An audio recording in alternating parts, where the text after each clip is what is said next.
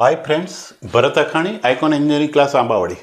હવે જો આપણે એક ડિફરન્સિએશન ઓફ પેરામેટ્રિક ફંક્શન જોઈશું. પેરામેટ્રિક ફંક્શનનો મતલબ એ છે કે આપણે ડીવાય બાય ડીએક્સ જોઈએ છે, ડીવાય બાય ડીએક્સ જોઈએ છે, પણ છે એક્સ થીટાનું ફંક્શન છે અને વાય પણ થીટાનું ફંક્શન છે.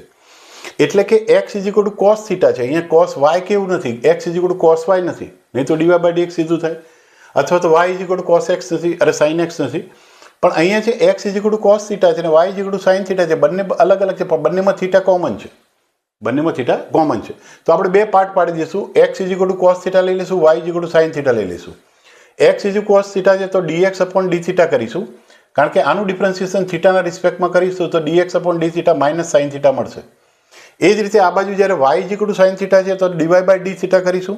આ y is equal to sine theta છે તો ડીવાય બાય ડી થીટા કરીશું, તો કોસ થીટા મળશે. હવે આપણે જોઈએ છે ડીવાય બાય ડીએક્સ. આપણે રિક્વાયરમેન્ટ શું છે ડીવાય બાય ડીએક્સની છે, તો d y by d x is equal to d y upon d theta જે મળ્યું એ upon d x upon d theta કરો એટલે ડીવાય બાય ડીએક્સ મળી જાય. કારણ કે જુઓ ડી થીટા કેન્સલ થઈ જાય, અહીંયા ડી થીટા, તો આ ડી થીટા કેન્સલ થઈ જાય તો ડીવાય બાય ડીએક્સ મળી જાય.